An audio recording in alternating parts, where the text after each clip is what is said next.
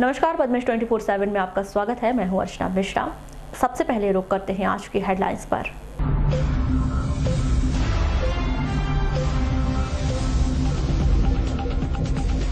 प्रतिबंध के बावजूद भी आंगनबाड़ियों में पिलाया जा रहा सांची दूध पाउडर, महिला एवं बाल विकास विभाग की लापरवाही। छत्तीसगढ़ में पुलिस नक्सली मुठभेड़ के बाद बालाघाट में बड़ी सर्चिंग, हाई अलर्ट जारी। भारी बारिश के कारण परसवाड़ा मंडला मार्ग अवरुद्ध, 1 दर्जन गांव का परसवाड़ा से टूटा संपर्क। बस स्टैंड से अपहरण कर जंगल में ले जाकर की लूट, पुलिस ने शुरू की खोजबीन। सड़क दुर्घटना में घायल महिला की मौत, खैरलांजी के सालेटेका की घटना। कारगिल विजय दिवस के अवसर पर लालबर्रा में आयोजन, सैकड़ों लोगों ने किया रक्तदान। और जम्मू कश्मीर नहीं भेजे जाएंगे बालाघाट नक्सल उन्मूलन में तैनात सुरक्षा बल के जवान।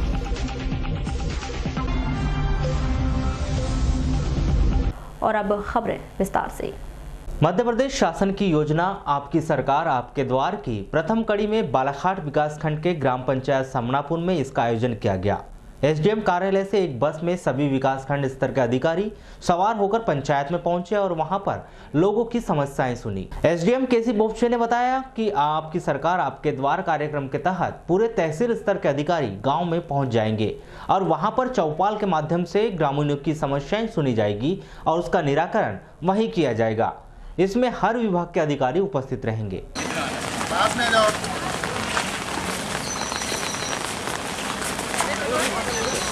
चलो अपन गेट से लेके गाड़ियां लेकर आना सब लोग। अधिकारी जा रहे हैं, जी सर, जी लोगों को सुविधा हो गई। किसान मैंने 10 मिनट में। अरे तुम तो बस से आ रहे थे? नहीं, अभी रोड बस से जाएंगे, गाड़ी से, कार से जा रहे थे।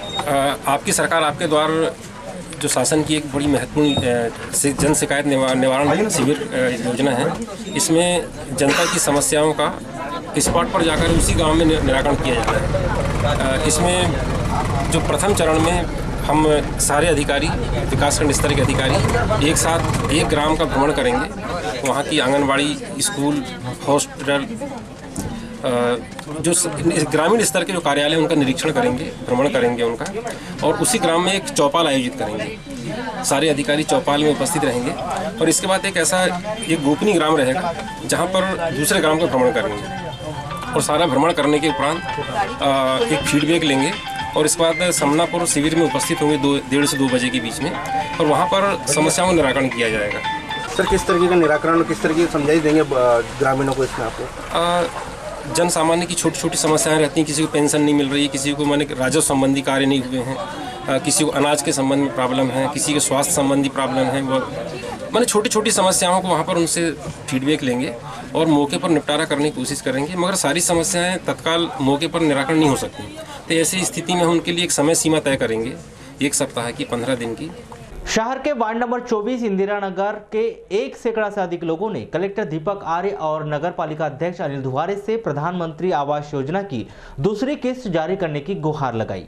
इस दौरान वार्ड वासियों ने प्रधानमंत्री आवास योजना की दूसरी किस्त जारी नहीं होने से अपनी परेशानियां बताई। झुग्गी झोपड़ी प्रकोष्ठ के अध्यक्ष मकसूद खान बताते हैं कि अप्रैल माह में प्रधानमंत्री आवास योजना की मिली राशि का पूरा उपयोग कर लिया गया है।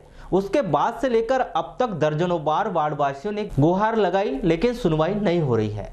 बारिश के दिनों में लोगों को पॉलीथीन लगाकर या फिर किराए के मकान में रहकर गुजारा करना पड़ रहा है। शासन से यही दुआ है कि जल्द से जल्द सभी राशि जारी कर दी जाए, जिससे आगामी दिनों में उन्हें परेशानी का सामना न करना पड़े।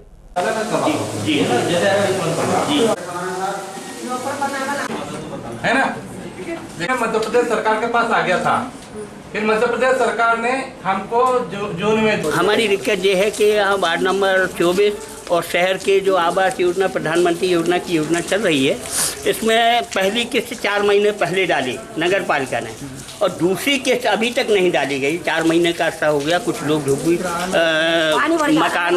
मकान बना के झुग्गी किराए से रह रहे हैं 2-2 हज़ार, और कुछ लोग झुग्गी बना के रह रहे हैं। पानी घुसा है, 4 दिन की बारिश में तहस नहस हो गए, बच्चे भीग गए हैं, बीमार पड़ रहे हैं लोग, सांप बिच्छू प्रवेश कर रहे हैं।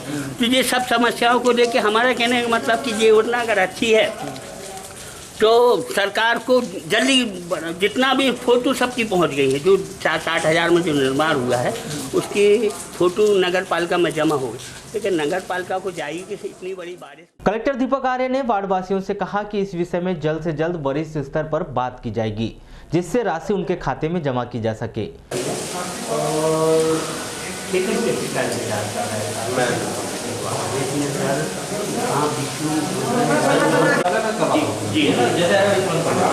वहीं दूसरी ओर नगर पालिका के अध्यक्ष अनिल दुहारे ने अपनी परेशानी बताई कि मध्य प्रदेश शासन के द्वारा राशि जारी नहीं की जा रही है, इस कारण यह परेशानी खड़ी हुई है। पैसा नहीं दे रहा, नगर पालिका ने जमा कर ली। मैंने बोला पैसा आने दो, कल को ये ना हो जाए कि गरीब अपना मकान तोड़ ले और उसकी हालत खराब हो जाए। आज उस समय आज क्या होगा, आप किराया भी भर रहे हैं और मकान भी नहीं बना पाए। ये चीज मैंने 4-5 लड़कियां, 4-5 लोग आए थे, ये चीज बोला था। तो मेरी बात को उस समय लोग बोले कि नगर पालिका पैसा नहीं डाल रही है, सिर्फ 4 दिन से, 5वें दिन नहीं, सब लोग आए थे। मैंने यही बात रखा था। मैंने बोला ठीक है, सब पैसे डाल देते, हमारा को कोई नुकसान नहीं है। लेकिन वही बात आ गई ना, कमलनाथ जी ने कह दिए थे कि हम अपना पैसा नहीं देंगे प्रधानमंत्री आवास में, फिर दोबारा राशि आने के चांस ही नहीं बनते थे। मामला अब चाहे जो भी हो, 2 सरकारों के बीच प्रधानमंत्री आवास योजना का लाभ लेने वाले फंस चुके हैं। उन्होंने अपना मकान गिराकर पक्के मकान का सपना सजाया, लेकिन बारिश के दिनों में खुले आसमान के नीचे रहने को वो मजबूर है। अब उन लोगों की यह गुहार है कि जैसे भी हो दूसरी किस्त जारी कर दी जाए, जिससे उनके आशियाने तैयार हो सके। आज के 3 साल पहले बड़े ही धूमधाम के साथ मध्य प्रदेश शासन के द्वारा गरीबों को मुफ्त कपड़े बांटने की योजना आनंदम नेकी की दीवार का उद्घाटन शहर के अंबेडकर चौक में किया गया था, जो आज बंद होने की कगार पर है। लेकिन शहर में कपड़े बांटने वालों की संख्या ज्यादा और उसे लेने वालों की संख्या कम होने के कारण यह योजना सुपर फ्लॉप साबित हो गई। नगर पालिका अध्यक्ष अनिल दुहारे बताते हैं कि नेकी की दीवार आनंदम में शहर के लोगों ने कपड़े तो छोड़कर चले गए, लेकिन उन कपड़ों को लेने के लिए कोई जरूरतमंद लोग नहीं आए। नतीजा, उन्हें 3 ट्रैक्टर बेकार हो गए कपड़े फिकवाने पड़े। इस कारण इसे बंद कर यहाँ पर राहगीरों के लिए प्याऊ खोल दिया जाएगा, जिससे लोगों को सुविधाएं मिलेगी। वो हमने बनाई थी नेकी की दीवार कि लोग आए और कपड़े वपड़े रखे और गरीबों को वहाँ से कपड़े मिले।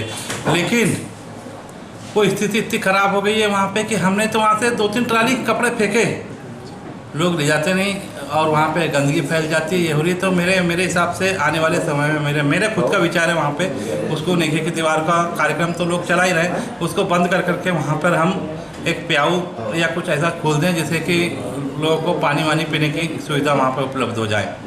शहर के बूढ़ी रेलवे क्रॉसिंग के पास सड़क निर्माण कार्य अधूरा छोड़ जाने के कारण जो गड्ढा बना वह अब तालाब के रूप में तब्दील हो चुका है, जिस कारण रोजाना सैकड़ों लोगों को परेशानियों का सामना करना पड़ रहा है। स्थानीय लोग बताते हैं कि नगर पालिका के द्वारा सड़क निर्माण के दौरान पटरी से लेकर करीब 100 मीटर का हिस्सा निर्माण कार्य के दौरान छोड़ दिया गया, जो अब तालाब का रूप ले चुका है। रोजाना लोगों को परेशानियां हो रही है, बावजूद इसके कि जिम्मेदार उस पर कोई ध्यान नहीं दे रहे।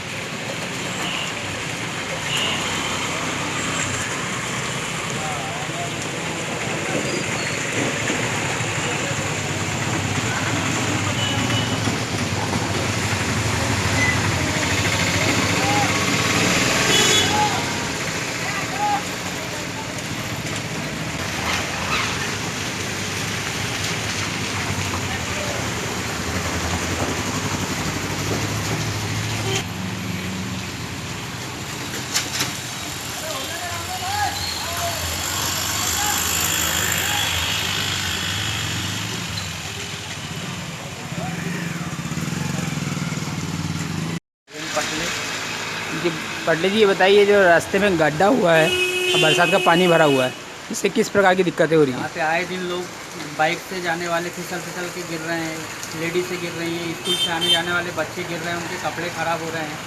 और ना यहाँ पे आकर के कोई गड्ढे को देखता है और ना कुछ कोई थोड़ी वैकल्पिक व्यवस्था करके कुछ मटेरियल डाल दे तो कम से कम आने जाने वालों को सुविधा होगी। कई लोग, कल एक लेडीज़ यहाँ पे गिर गई, उसका हाथ फ्रैक्चर हो गया। क्या नाम है?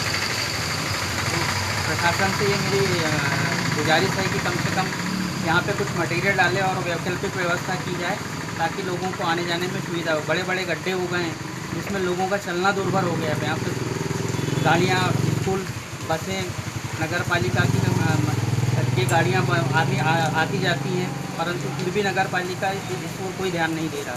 क्या नाम है आपका? राजेंद्र पटले। सर्व शिक्षा अभियान के तहत निःशुल्क साइकिल वितरण कार्यक्रम उत्कृष्ट हाई स्कूल कटंगी में किया गया, जिसमें मुख्य अतिथि के रूप में क्षेत्रीय विधायक टॉमलाल सहारे, पूर्व नगर पालिका अध्यक्ष सुनील जैन, पालक शिक्षा संघ के अध्यक्ष उपस्थित रहे। 9वीं क्लास के छात्र छात्राओं को साइकिल वितरण का कार्यक्रम रखा गया, जिसमें शासन की योजना से छात्र छात्राएं लाभान्वित हो सके। भीख की झोली मांगता है, लेकिन इस क्षेत्र की जनता ने मुझे भी देने के लायक बनाया है और ये जिम्मेदारी इस क्षेत्र की जनता ने दी है। मैं तो उदारता के साथ कोई भी चीज देने के लिए मेरे दिल में कहीं कोई संकोच नहीं है। मैं पिछले समय में भी आया था तो हमारे डहरवाल माफ साहब ने बताए थे कि यहाँ पर पीने के पानी की बच्चों को तकलीफ हो रही है। उस समय में भी 2 लाख रुपए दे चुका था। और जो फर्नीचर के लिए बात कही जा रही है, मैं आने वाले समय में अभी मेरा ख्याल है 1 महीने के बाद में अभी हमारा बजट सत्र समाप्त हुआ है और हमारे खातों में राशि आएगी। 3 लाख रुपए की राशि मैं आपके फर्नीचर के लिए दे दूंगा। इसके लिए कहीं कोई शंका करने की बात नहीं है। और ये बात भी सच है, कभी कभी घोषणा कहने में हमको तकलीफ भी होती है, क्योंकि आजकल नेता लोग घोषणावीर बन जाते हैं। घोषणा तो कहीं भी चले गए, घोषणा कर दिए और बाद में पता चला कि पैसा 3 साल हुए तो पैसे आए ही नहीं। बाकी ऐसी बात नहीं है। स्थानीय बस स्टैंड में स्कूटी सवार 2 युवकों ने एक युवक का अपहरण कर उसे जंगल ले गए, मारपीट किया। इसके बाद 8,000 रुपए और मोबाइल लूट के ले गए। घटना शुक्रवार की रात की बताई जा रही है। वारदात रोहित मरावी उम्र 22 वर्ष निवासी बैहर के साथ यह वारदात हुई है, जिसके द्वारा कोतवाली में शिकायत दर्ज करवाई गई। पुलिस द्वारा मामला दर्ज कर दोनों युवकों की तलाश की जा रही है। सप्ताह भर से लगातार हो रही बारिश के कारण परसवाड़ा से मंडला मार्ग में ग्राम भादुकोटा के निकट स्थित नाले पर पानी भर जाने से मार्ग से आवागमन करने वाले राहगीरों को जान जोखिम में डालकर नाले को पार करना पड़ रहा है। तहसील परसवाड़ा के निकट लगे ग्राम भादुकोटा, जो कि मंडला मार्ग पर स्थित है, लगातार हुई बारिश के चलते वहां के नाले उफान पर आने से इस मार्ग से गुजरने वाले राहगीरों को भारी मानसिक परेशानियों का सामना करना पड़ रहा है। राहगीरों के द्वारा अपने दुपहिया वाहनों को इस मार्ग से आवागमन में भारी दिक्कतें हुई।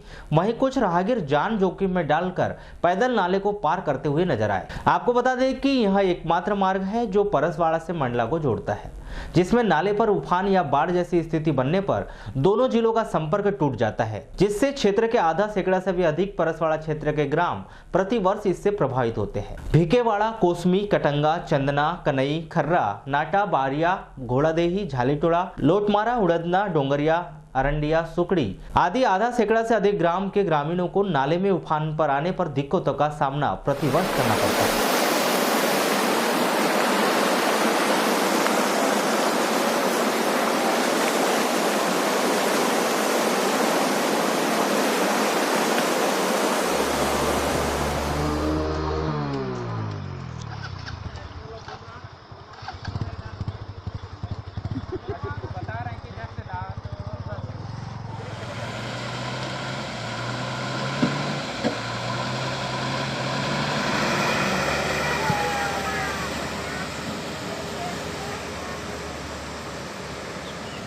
आने पानी बहुत बढ़ जाता है ना, हाँ, इसलिए दिक्कत हो जाता है। आने जाने के लिए गाड़ी घोड़ा सब रुक जाते हैं, पैदल वाले सब। तो हर साल ऐसा होता है? हर साल ऐसा। ये तो अब भी कम हो रहा है जी, नहीं तो मंदिर भी डूब जाता था। अच्छा अच्छा अच्छा। शहर के ward number 25 housing board colony Premnagar में चोरों ने सोने मकान में ताला तोड़कर नकदी, जेवरात सहित 73,000 रुपए की चोरी कर ली।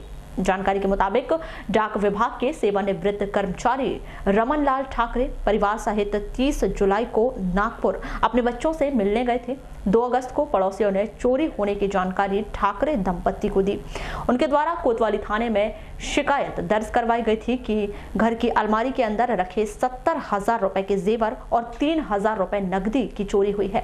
पुलिस द्वारा अज्ञात आरोपी के खिलाफ मामला दर्ज कर जांच शुरू कर दी गई है। जिला लघु वनोपज सहकारी सहकारी समिति मर्यादित उत्तर वन मंडल सामान्य बालाघाट के द्वारा प्रतिवर्ष तेंदुपत्ता संग्रहण का लक्ष्य बढ़ाया जा रहा है, जिससे हजारों लोगों को रोजगार तो मिल रहा है। वहीं दूसरी ओर वन विभाग के द्वारा बीते कई वर्षों से विशेष तौर पर तेंदु के पौधे लगाने में विशेष रुचि नहीं दिखा रहा है, जिससे वन विभाग की तेंदुपत्ता के लिए व्यापारिक नीति कहीं भी मैदानी स्तर पर कारगर साबित होती दिखाई नहीं देती। तेंदुपत्ता के बेहतर उत्पादन के लिए वन विभाग जानकारी देते हुए बताता है कि प्रतिवर्ष अच्छे उत्पादन के लिए तेंदु के पेड़ की शाखाओं की कटिंग की जाती है, जिसे शाख कतरन कहा जाता है। यह कार्य किया जाता है जिससे तेंदु के पत्ते अच्छी मात्रा में आए। नतीजा इसी कारण प्रतिवर्ष लक्ष्य से अधिक तेंदुपत्ता तुड़ाई हो जाती है। वन विभाग का अपना तर्क है और उनका तर्क मानना भी जरूरी है, क्योंकि प्रतिवर्ष लक्ष्य से अधिक तेंदुपत्ता तोड़ाई हो रही है। आंकड़ों के मुताबिक वर्ष 2016-17 में 45,834 मजदूरों के द्वारा 66,500 मानक बोरा संग्रहित किया गया।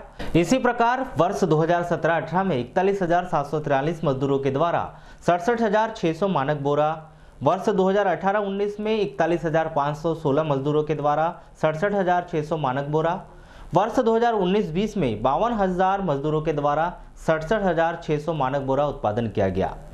पूरे विषय पर वन विभाग के अधिकारी बताते हैं कि पौधे लगाने की योजना वरिष्ठ स्तर से तैयार की जाती है। उनके द्वारा लगातार तेंदु के पेड़ों का संरक्षण किया जा रहा है, जिससे तेंदुपत्ता का आंकड़ा प्रति वर्ष अच्छा बना हुआ है। बीते वर्ष से लगातार तेंदु के नए पेड़ लगाने, वृक्षारोपण किए जाने का प्रपोजल वर्षों से भेजा जा रहा है। जैसे ही यह योजना स्वीकृत होगी, नए क्षेत्र में तेंदु के पौधे लगाए जाएंगे।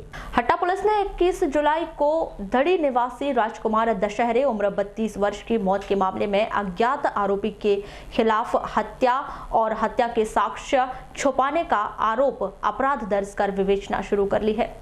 जानकारी के अनुसार राजकुमार पुताई का काम करता था और वह 21 जुलाई को दही गढ़वा से सिहोरा रोड जंगल समीप खेत में बेहोश मिला था, जिसकी जिला अस्पताल में ले जाते समय मौत हो गई थी। उसके सर पर चोट के निशान थे, जिस पर परिजनों ने हत्या की आशंका व्यक्त की थी। पुलिस द्वारा मामले की जांच शुरू करते हुए अज्ञात आरोपी के खिलाफ मामला दर्ज कर जांच में लिया है। जिला अस्पताल पुलिस ने एक महिला सहित 2 वृद्धों का पोस्टमार्टम करवाकर अंतिम संस्कार करा दिया गया। दोनों वृद्धों का इलाज बीते कुछ दिनों से जिला अस्पताल में चल रहा था, जिनकी 2 अगस्त को मृत्यु हो गई थी।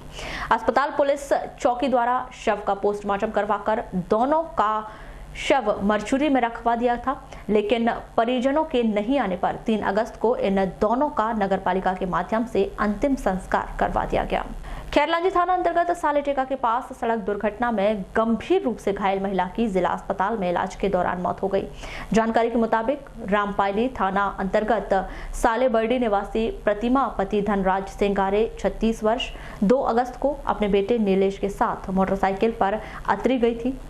3 अगस्त को प्रातः 8 बजे वे अपने बेटे के साथ अपने गांव वापस लौट रही थी। इसी दौरान खैरलांजी सालेटेका के पास वह अनियंत्रित होकर पलट गया, जिसमें गिरकर दोनों गंभीर रूप से घायल हो गए हैं। इलाज के दौरान प्रतिमा की मौत हो गई।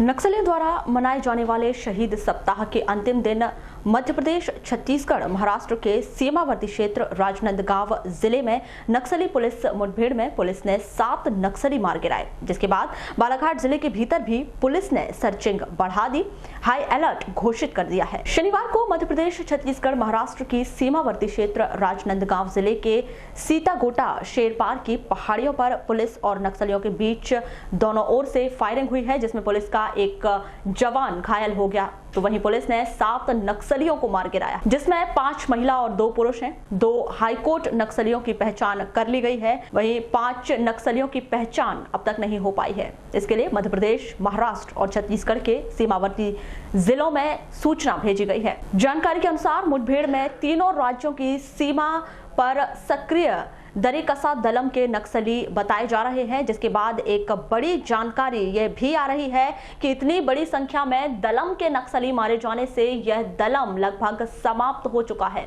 एसपी अभिषेक तिवारी बताते हैं कि छत्तीसगढ़ में हुए नक्सली मुठभेड़ के बाद जिले में अलर्ट जारी कर दिया गया है, सर्चिंग बढ़ा दी गई है और लगातार एरिया डोमिनेशन के साथ साथ पड़ोसी राज्य की पुलिस से भी संपर्क बनाए हुए हैं, जिससे किसी भी स्थिति से निपटा जा सके।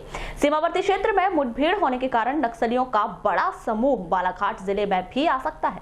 इस बात को देखते हुए लगातार सीमावर्ती क्षेत्र में सतर्कता बरती जा रही है। बीते एक सप्ताह से केंद्र सरकार द्वारा जम्मू कश्मीर में सुरक्षा बलों की बड़ी संख्या में तैनाती की गई है। इसी कड़ी में छत्तीसगढ़ में नक्सल उन्मूलन के लिए तैनात सीआरपीएफ और आईटीबीएफ के जवानों को बड़ी संख्या में जम्मू कश्मीर रवाना किया गया है। जानकारी के मुताबिक एयरफोर्स का विमान शनिवार को लगभग 4 से 5 चक्कर लगाकर इन जवानों को सीधे रायपुर से जम्मू कश्मीर पहुंचा रहा है।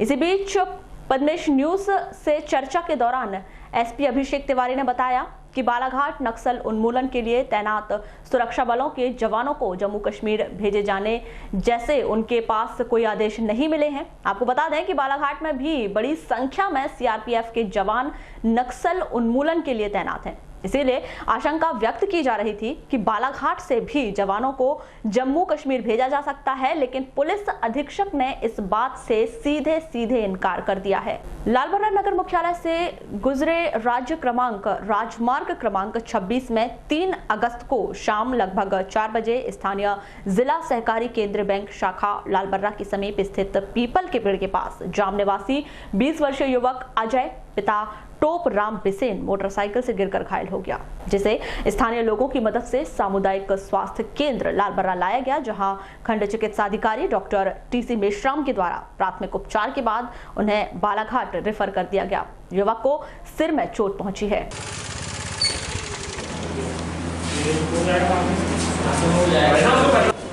सामुदायिक स्वास्थ्य केंद्र लालबर्रा में लाया गया, जिसके सर पे चोट है और वो चोट जो है गंभीर प्रकृति की है, क्योंकि सर के जिस भाग में चोट है वो सर के दाहिने तरफ में लगभग 2 इंच लंबा, आधा इंच चौड़ा और आधा इंच गहरा है, जो हड्डी तक पहुंच चुका है। और इससे हड्डी में जो दिखा तो उसके लाइनर फ्रैक्चर है, हड्डी का जो फ्रंटल पोर्शन है वो लाइनर फ्रैक्चर है।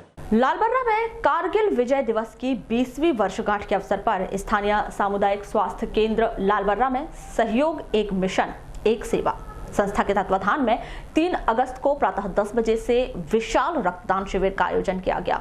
रक्तदान शिविर प्रारंभ हुआ, जिसमें 120 लोगों ने रक्तदान किया। रक्तदान शिविर के आयोजन में जिला चिकित्सालय से पहुंची लैब टेक्नीशियन टीम, सहयोग संस्था के सदस्यों सहित अन्य सामाजिक संस्था से जुड़े समाज सेवियों व युवाओं का सराहनीय योगदान रहा।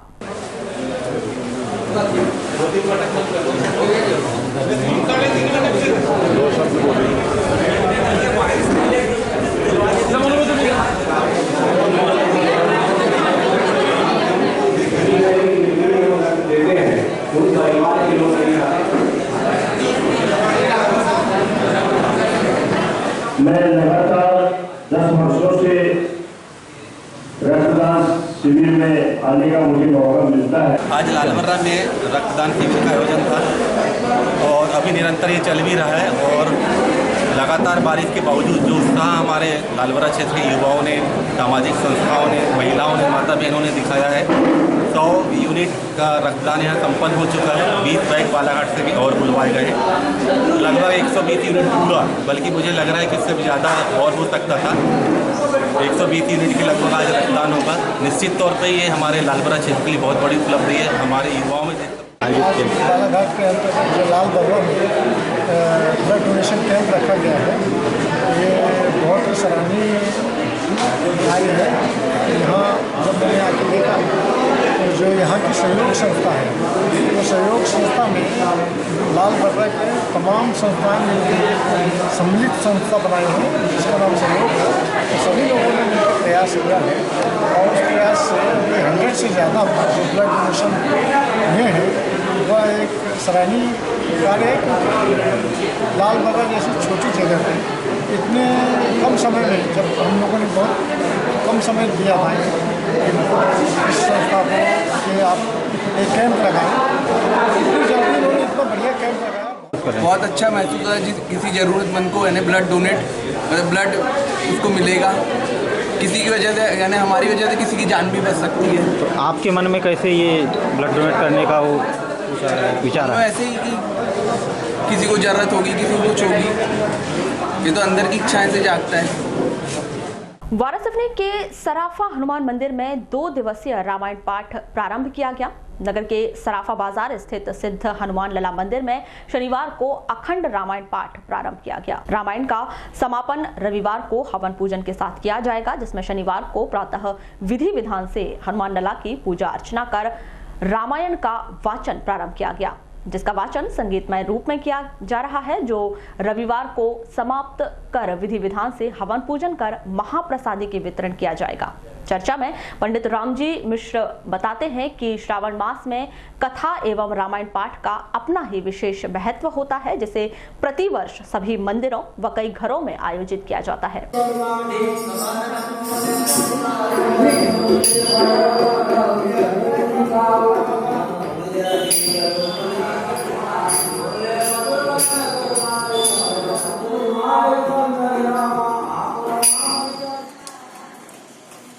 रामचरित मानस पाठ पारायण अखंड रामायण का पाठ हो रहा है।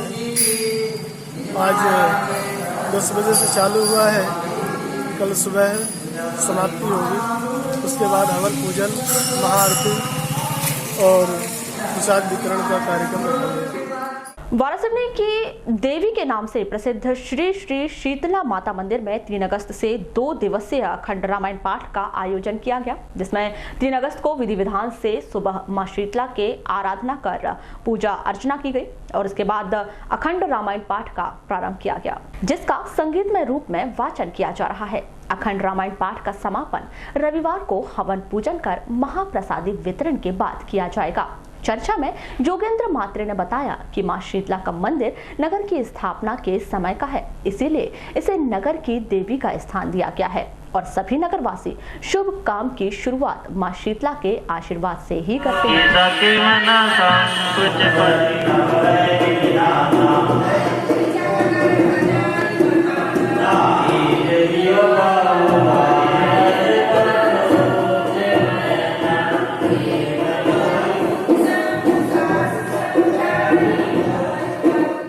और आज प्रतिवर्ष अनुसार इस वर्ष भी अखंड रामायण पाठ का आयोजन रखा गया है। आज से प्रारंभ होकर कल इसका समापन होगा, हवन और भंडारा और महाप्रसाद का वितरण रखा गया है। जनपद पंचायत वारासिवनी अंतर्गत ग्राम पंचायत भांडी निवासी मनोहर बांगड़े ने जिला कलेक्टर को ज्ञापन सौंपकर मांग की है कि भांडी स्थित मेरी खेती की जमीन में करीब 4 फीट पानी भरा है, जिससे मेरी जमीन में किसी भी प्रकार की फसल नहीं होगी और मैं बर्बाद हो चुका हूं, इसीलिए मुआवजा दिलवाने की मांग की गई है। पीड़ित किसान ने भांडी सरपंच सचिव पर आरोप लगाते हुए बताया है कि अवैध तरीके से पुलिया निर्माण कर किसानों की जमीन को पूरी तरह बर्बाद किया गया है। भांडी सरपंच फूलचंद पटले से चर्चा करनी चाही गई, लेकिन संपर्क नहीं हो पाया। समस्या हुई है सर कि मेरे खेत में 4 फीट पानी भर जाता है, जिसके पुल निर्माण की वजह से। पुल निर्माण किसके द्वारा कराया गया और कैसा है, अभी क्या स्थिति है? पुल सरपंच के माध्यम से कराया गया, सरपंच सचिव के माध्यम से। जो पुराना वर्तमान सरपंच ने जो पुल बनाए हैं वो थोड़े ऊंचे इसमें बना, इस तरह पे बना दिए गए, जिससे कि मेरी खेती का पानी निकासी नहीं हो रहा है और इधर 4 फीट पानी भरा रहता है। हाँ जी, परावरा लगाए, लेकिन वो तो परा बचने वाला नहीं, सड़ जाएगा पूरा। कुछ है नहीं है वहाँ पे, पराव रहेगा, कोई अंथाव ही नहीं है, खार भी फसल गई पूरी। परसवाड़ा क्षेत्र में लगातार हो रही बारिश के चलते जहां एक ओर नदी नाले उफान पर हैं, तो वहीं दूसरी ओर अब मकानों के धराशायी होने का सिलसिला भी शुरू हो गया है। मुख्यालय परसवाड़ा के समीपस्थ ग्राम पौंडी में एक मकान जिसमें दुकान संचालित थी, तेज बारिश के चलते ये मकान भरभरा कर पूरी तरह गिर गया। प्रभारी तहसीलदार बताते हैं कि घटना की सूचना मिलते ही राजस्व अमला मौके पर पहुंचा और आवश्यक कार्यवाही करते हुए मुआवजा दिलाया जाएगा। टीवी चला देंगे।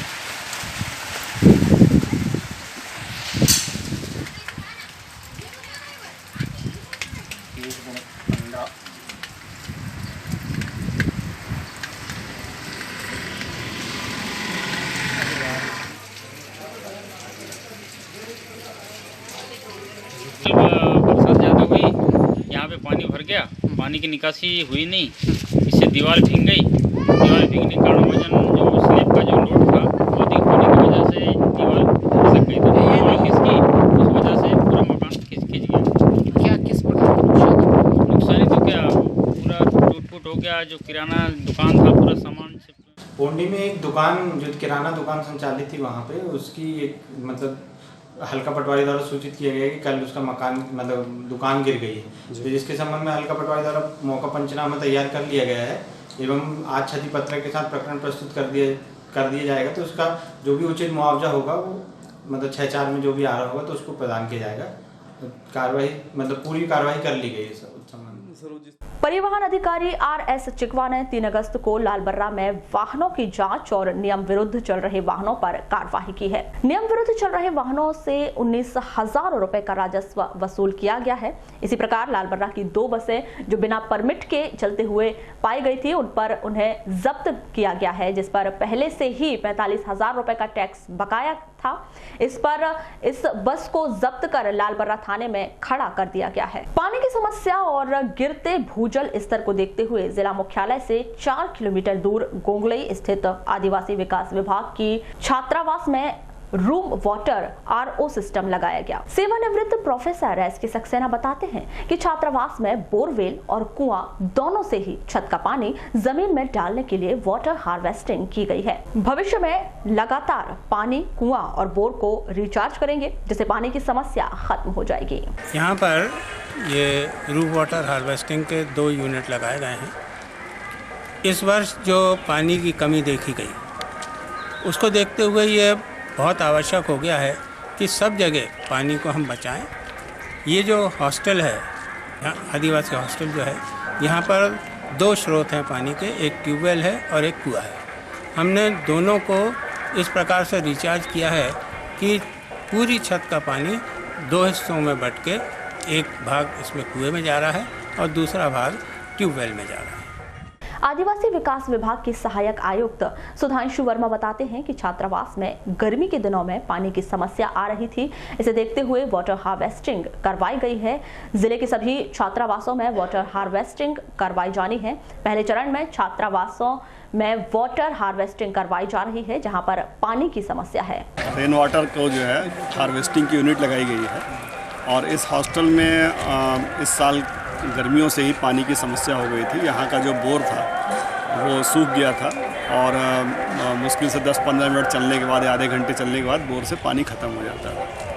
तो ऐसी स्थिति में फिर ये रेन वाटर हार्वेस्टिंग जो है आपके मार्गदर्शन में, सक्सेना जी के मार्गदर्शन में यहाँ ये यूनिट शुरू की गई है, जिससे छत का जो पूरा पानी है वो हम सीधे फिल्टर करके और ट्यूबवेल में नीचे उतार रहे हैं। निश्चित ही वाटर हार्वेस्टिंग करवाकर गोंगलई छात्रावास की पानी की समस्या दूर हो जाएगी। भूगर्भ शास्त्री सेवानिवृत्त प्रोफेसर SK सक्सेना बताते हैं कि हर व्यक्ति अपने घर में छत के पानी को कुएं या बोर के माध्यम से वाटर हार्वेस्टिंग कर संरक्षित कर सकता है। जरूरत है बस थोड़ी सी जागरूकता की। पानी बिल्कुल सूखा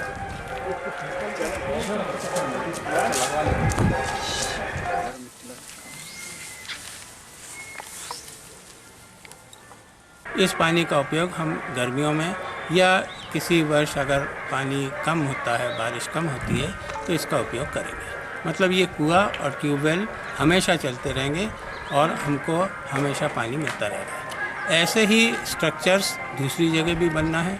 छोटे घरों में भी ये किया जा सकता है, बड़ी बिल्डिंग्स में भी किया जाता है। कलेक्ट्रेट में सबसे पहले हमने ये काम शुरू किया था और अब धीरे धीरे काफ़ी जगह ये बढ़ता जा रहा है। महिला बाल विकास के द्वारा शासन के निर्देशों के तहत जिले के तमाम प्राथमिक स्कूल एवं आंगनबाड़ी केंद्रों में सांची दूध पाउडर नौनिहालों को दिया जाता है, लेकिन इस पाउडर के कुछ सही नतीजे न आने पर इस पाउडर पर शासन स्तर पर रोक लगा दी गई है।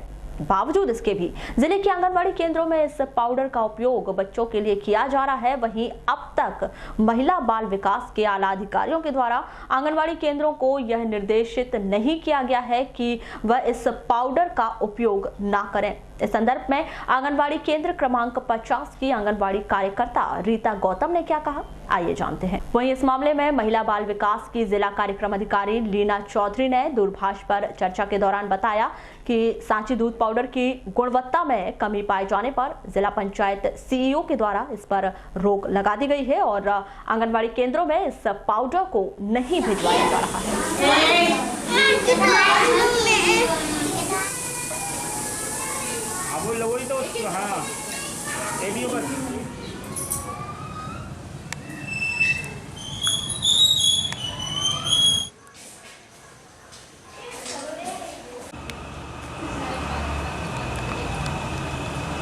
वो जो दूध पिलाने की जो एक प्रक्रिया है आपके आंगनवाड़ी में चल रही है कि नहीं चल रही है? हमारी आंगनवाड़ी में भी चल रही है और सभी जगह चल रही है, और इसको सिर्फ हफ्ते में 3 दिन पिलाना पड़ता है, सोमवार, बुधवार और शुक्रवार। अच्छा, कब पिलाया था आपने इसको? ये जैसे बच्चे आते हैं 9 से 10 के बीच में, तो 10 बजे स्टार्ट कर देते हैं पिलाना। अच्छा, इसमें कोई पाउडर में कोई किसी प्रकार की दिक्कत नहीं, कोई दिक्कत नहीं आती। बस इतना है कि उसको ज़्यादा मात्रा में पिलाने से बच्चों को थोड़ी नींद आती है। अच्छा। हाँ, लेकिन यदि क्वान्टिटी बराबर रही तो कुछ नहीं होता। अच्छा, इसमें चक्कर भी आ रहे हैं ऐसा? नहीं, हमारे यहाँ ऐसी प्रॉब्लम अभी तक नहीं आई। हमने बहुत दिन से पिलाना, जब से मिली तब से चालू कर दी पिलाना। अच्छा, ऐसी जानकारी लगी कि इसको प्रतिबंधित भी किया जा रहा है? नहीं, ऐसा तो नहीं है। नहीं। क्या आपको किसी वरिष्ठ अधिकारी से ऐसी कोई जानकारी मिली? नहीं। यानी रोक लगाने की कोई जानकारी नहीं, कोई जानकारी नहीं है। वो तो जैसी शैक्षणिक गुणवत्ता को लेकर शासन के आदेशों के तहत तमाम शासकीय स्कूलों में सतत व्यापक मूल्यांकन प्रक्रिया संचालित की जा रही है। इस कार्यक्रम की जमीनी हकीकत को जानने के लिए शिक्षा विभाग के नोडल प्रभारी दीपक सोनी आज भोपाल से बालाघाट पहुंचे, जिन्होंने MLB स्कूल में तमाम शिक्षकों की मौजूदगी में इस गतिविधि की समीक्षा की। इस दौरान उन्होंने शिक्षकों से सवाल पूछे, लेकिन इन सवालों का काफी शिक्षक सही उत्तर भी नहीं बता पाए। पद्मेश न्यूज से चर्चा के दौरान नोडल प्रभारी दीपक सोनी ने बताया कि वे सतत व्यापक मूल्यांकन की समीक्षा करने के मकसद को लेकर बालाघाट पहुंचे थे और उन्होंने बैठक लेकर शिक्षकों को आवश्यक दिशा निर्देश दिए। एक बच्चा वो पढ़ेगा और एक्टिंग करेगा, दूसरा बच्चा उस एक्टिंग को पहचान के कोई भी मुहावरा हो सकता है। और प्रश्न मंच का मूल्यांकन निर्धारित प्रपत्र के अनुसार अपने विद्यालय में आयोजित करेंगे। भाव से सीखने और समूह के रूप में यहाँ पर जो बैठक आयोजित की गई थी वो CCLE एक सतत व्यापक अधिगम मूल्यांकन एक हमारा कार्यक्रम चल रहा है और एक ब्रिज कोर्स का कार्यक्रम चल रहा है हमारे विद्यालयों के अंदर। तो उसकी यहाँ पर समीक्षा करने के लिए हम लोग आए थे कि CCLE के अंतर्गत निबंध, आशु भाषण, प्रश्नोत्तरी और प्रदर्शन कलाओं के अंतर्गत प्रतियोगिताएं होती हैं, वो कैसी चल रही हैं और उनका किस तरीके से एकरूपता है या नहीं है, इसकी लोगों से जानकारी, उनसे बातचीत करने के लिए। पूर्व सांसद कंकर मुंजारी ने लोकसभा चुनाव 2019 प्रक्रिया को शून्य करने की याचिका हाईकोर्ट जबलपुर में लगाई है, जिसे स्वीकृत करते हुए आगे की सुनवाई की जाएगी। पूर्व सांसद कंकर मुंजारे बताते हैं कि सांसद चुनाव के दौरान भाजपा प्रत्याशी व वर्तमान सांसद ढाल सिंह बिसेन द्वारा अपनी संपत्ति से जुड़ी हुई पूरी जानकारी नहीं दी गई। सिवनी 12 पत्थर में उनके पास करीब 2.5 एकड़ जमीन वर्तमान में उपलब्ध है, जिसकी बहुत कम कीमत बताई गई है। इस तरह उनके द्वारा निर्वाचन आयोग को सही जानकारी नहीं दी गई। पूर्व सांसद कंकर मुंजारे ने लांजी की पूर्व विधायक और लोकसभा चुनाव में प्रत्याशी किशोर समृद्धि को सजा होने के बाद भी उन्हें प्रत्याशी बनाए जाने पर सवाल खड़े किए। पूर्व सांसद कंकर मुंजारे आरोप लगाते हैं कि चुनाव प्रक्रिया पूर्ण होने के बाद भी EVM मशीनों की बैटरी 99% चार्ज दिख रही थी, जो पूरी चुनावी प्रक्रिया पर संदेह व्यक्त कर रही है। इस कारण इस चुनावी प्रक्रिया में बालाघाट सिवनी संसदीय क्षेत्र के चुनाव को शून्य घोषित कर दिया जाना चाहिए। इसके लिए उन्होंने हाईकोर्ट में याचिका दर्ज की थी, उसे मान्य करते हुए आगे की सुनवाई की जाएगी। जो मतलब कीमत बताई है उसको छुपाया है, जिनकी जायदाद सिवनी 12 पत्थर में जो जमीन है करीब 2 एकड़ 45 डिसमिल लगभग, उसका खसरा नंबर है 7/9 124/9 दिया है ना, 124/9 में सब दिया है। उसमें जमीन की जो कीमत बताई उन्होंने बहुत कम बताया, लाखों में बताया, 37-38 लाख का ऐसे बताया, जबकि वो ज़मीन वहाँ पे आज की तारीख में 25 करोड़ रुपए की ज़मीन है, 25 करोड़ की ज़मीन है, उसकी कीमत को छुपाया। 12 पत्थर मतलब VIP इलाका सिवनी का, ऐसे पास इलाका VIP इलाका सिवनी का, अब सबको पता है। वहाँ की ज़मीन को इतनी कम में बताया था, और उसी ज़मीन पे, उसी खसरे नंबर पे है। क्योंकि हाईकोर्ट में जो है, जब इन्होंने एक अपनी आवेदन लगाया था हाईकोर्ट में 2013, तो वो हाईकोर्ट में इन्होंने कहा था कि मुझे चुनाव लड़ने की अनुमति दी जाए, सेशन कोर्ट से मुझे अयोग्य घोषित कर दिया सजा के कारण। हाई कोर्ट ने कहा कि गंभीर अपराध है और इस पर आपको अनुमति नहीं दी जा सकती। हाई कोर्ट ने क्या बोला, गंभीर अपराध है इसलिए आपको अनुमति नहीं दी जा सकती। तो किशोर समिति का ऐसा नहीं कि अनजान था, उसको मालूम था कि वो अयोग्य है, उन्हें तो पता था उसको, मतलब इसलिए इसके खिलाफ भी एक आपराधिक प्रकरण दर्ज करना चाहिए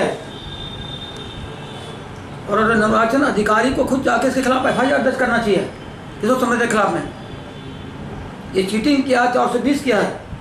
24 दिन तक के रही है। 24 दिन से जब निकाल के लाया, 24 दिन के बाद जब उसको निकाल के लाया मतगणना हॉल में, और जब सील खोली गई हमारे कार्यकर्ताओं के सामने जो काउंटिंग एजेंट थे, तो तब भी मशीन 99% ही चार्ज थी। वो दिखाया जाता है, उन लोगों के द्वारा दिखाया जाता है भाई मशीन देखो कितनी चार्ज बताते, उसके बाद वो सील खोलते हैं, देखा तो 99% थी। हमारे लोगों ने बोला भाई कि ये कैसे 99% कैसे है, डिस्चार्ज क्यों नहीं हुई? तो वो कोई जवाब नहीं दे पाए। फिर वो निर्वाचन अधिकारी के पास गए, उनको शिकायत की भाई ये कैसे है, गड़बड़ी हुई है, टैंपरिंग हुई है, छेड़छाड़ उससे हुआ है।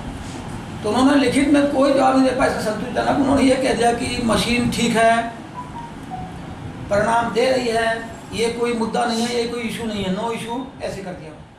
वो बोल रहे कि भाई मशीन। वारासिवनी जनपद पंचायत में 3 अगस्त को समीक्षा बैठक का आयोजन किया गया। यह बैठक जनपद पंचायत CEO संजीव गोस्वामी की उपस्थिति में शुरू हुई। जनपद पंचायत अंतर्गत संचालित किए जाने वाले हितग्राही मूलक कार्यों की समीक्षा की गई, जिसमें मनरेगा, PM आवास, स्वच्छ भारत मिशन, पंचायत राज, प्रधानमंत्री कृषक सम्मान निधि योजना सहित शासन स्तर से हितग्राहियों के लाभ के लिए चलाई जाने वाली सभी योजनाओं की समीक्षा की गई और साथ ही मौजूद लोगों को निर्देश दिए गए कि जो भी कार्य हो वह समय सीमा में खत्म किया जाए और किसी भी प्रकार के काम के लिए हितग्राही परेशान न हो और उसे जनपद आने की स्थिति निर्मित ना करें, क्योंकि उन ग्रामीण स्तर के हितग्राहियों के लिए शासन द्वारा पंचायत भवन बनाया गया है, जहां आकर वह अपनी आवश्यकता के हिसाब से योजनाओं का लाभ और जानकारी ले सकें। उक्त बैठक के दौरान नवागत CEO संजय गोस्वामी द्वारा अनुपस्थित अधिकारी कर्मचारी को सख्त हिदायत दी गई।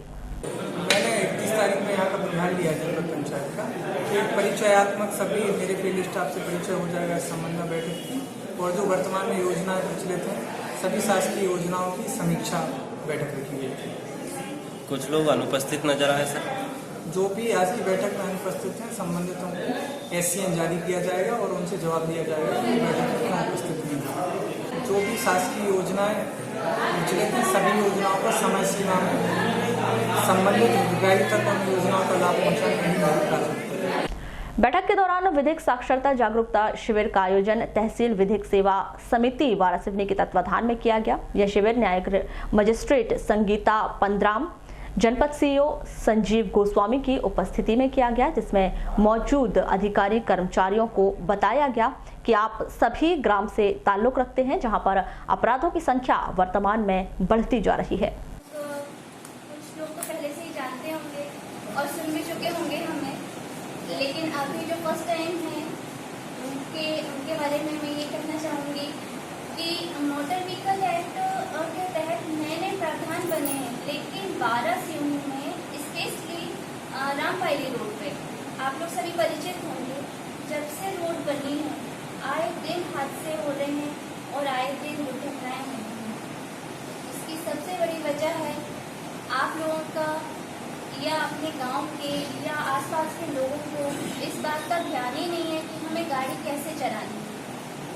इसके बारे में आप लोगों का ध्यान आकर्षित करूँगी कि देखिए आप सभी गाड़ी चलाते होंगे, आपके भाई, आपके पुत्र पुत्रियाँ जो भी, फिर भी वो गाड़ी चला रहे हैं और गाड़ी उन्हें कौन दे रहा है? आप लोग दे रहे हैं। वारासिवनी के वार्ड नंबर 9 स्थित आमा बोडी तालाब के आसपास वृक्षारोपण किए जाने को लेकर नगरपालिका अध्यक्ष विवेक पटेल ने शनिवार को निरीक्षण किया।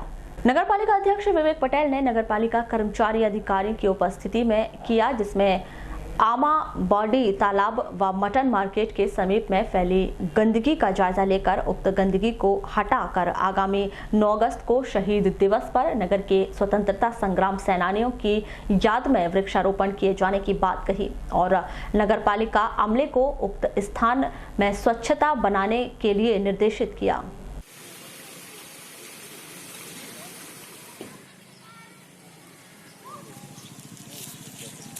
ये हमारे वार्ड नंबर 9 का सलम एरिया है और यहाँ अयोध्या बस्ती है। बहुत पुराना तालाब है जो हमेशा यहाँ गंदा पानी आता है, हर बार मछलियाँ मर जाती है, वातावरण दूषित हो जाता है। उन्होंने इस तालाब में एक बारी दिया जिससे कि बाहरी गंदा पानी बाहर निकल जाए, तालाब प्रदूषित ना हो, मोहल्ले वालों को रोज परेशानी का सामना करना पड़े। इसके साथ साथ में यहाँ जाली लगाई है और हमारा प्रयास है कि एक मिनी गार्डन हो मोहल्ले वासियों के लिए। 9 तारीख भारत छोड़ो आंदोलन है, अगस्त क्रांति है, उस दिन हम लोग सोचा है कि समस्त नगरवासियों के साथ मिलकर हमारा शहर चूँकि वीरों का शहर है, पूरे जगलू संभाग में सबसे ज़्यादा फ्रीडम फाइटर 92 वारस में हुए हैं। हम पूरे 92 फ्रीडम फाइटर की याद में 92 पौधे हम सब मिलकर यहाँ लगाने का हमारा प्रयास है। इस एरिया को खूबसूरत करने का, तालाब को सुंदरीकरण करने का और साथ में 92 पौधे हमारे शहर के शहीदों के नाम पर फ्रीडम के नाम पर लगाने का हमारा प्रयास है। 9 अगस्त को सभी की उपस्थिति में वारासिवनी के दीनदयाल चौक स्थित गांधी बाल उद्यान में 3 अगस्त को कलार समाज महिला मंडल द्वारा सावन झूले के कार्यक्रम का आयोजन किया गया। इस दौरान छत्तीसगढ़ी गाना पर महिलाओं के सदस्य जमकर थिरकी और उन्होंने इस आयोजन का खूब लुत्फ उठाया। यह कार्यक्रम महिला मंडल अध्यक्ष श्रुति पालीवार, पूर्व नगर पालिका अध्यक्ष, महिला मंडल संरक्षक स्मिता जायसवाल सहित महिला मंडल पदाधिकारी सदस्यों की उपस्थिति में मनाया गया, जिसमें विभिन्न प्रकार के खेलकूद कार्यक्रम कर सावन झूला झूला गया। साथ ही उपस्थित महिलाओं को हिंदू धर्म में श्रावण मास का महत्व बताते हुए सावन झूला क्यों झूला जाना चाहिए विस्तार पूर्वक बताया गया। इस अवसर पर कलार समाज महिला मंडल समिति पदाधिकारी सदस्य व महिलाएं मौजूद रहीं।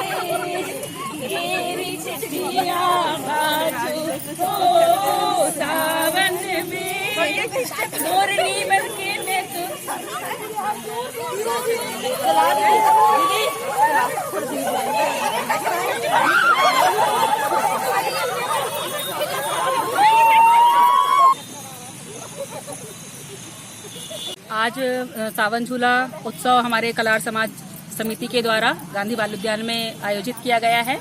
सावन झूला का करने का हमारा यह उद्देश्य है कि जैसे हिंदू संस्कृति की हमारी ये परंपरा चलती आ रही है सदियों पुरानी सावन झूला झूलने की, और हमारी आजकल की नई पीढ़ियों को हमारे त्योहारों के बारे में पता नहीं है, तो उनको हम ये छोटे छोटे उत्सव मना के जानकारी देना चाहते हैं कि हमारी जो हिंदू संस्कृति में जो त्योहार उत्सव मनाए जाते हैं वो लगातार ऐसे मनाते रहें। जैसे कि चारों तरफ हरियाली छाई हुई है, तो हमारी कलार महिला समिति ने हरी वस्त्र धारण करके 16 श्रृंगार में आई हैं और यहाँ पर हमने कुछ खेलकूद प्रतियोगिता रखे हैं, दौड़ना, फुगड़ी, नृत्य गीत है उसमें, और एक 16 श्रृंगार का है जिसमें जो हाईएस्ट जिसका श्रृंगार रहेगा उसको हम उपहार भेंट। बुलेटिन के अंत में एक बार फिर नजर आते हैं आज के हेडलाइंस पर।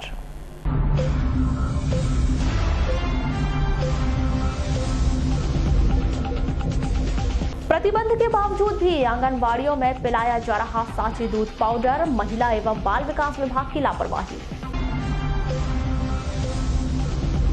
छत्तीसगढ़ में पुलिस नक्सली मुठभेड़ के बाद बालाघाट में बड़ी सर्चिंग, हाई अलर्ट जारी। भारी बारिश के कारण परसवाड़ा मंडला मार्ग अवरुद्ध, 1 दर्जन गांव का परसवाड़ा से टूटा संपर्क।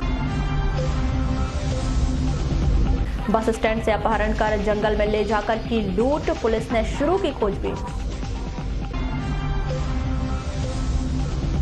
सड़क दुर्घटना में घायल महिला की मौत, खैरलांजी के सालेटेका की घटना। कारगिल विजय दिवस के अवसर पर लालबर्रा में आयोजन, सैकड़ों लोगों ने किया रक्तदान। और जम्मू कश्मीर नहीं भेजे जाएंगे बालाघाट नक्सल उन्मूलन में तैनात सुरक्षा बल के जवान।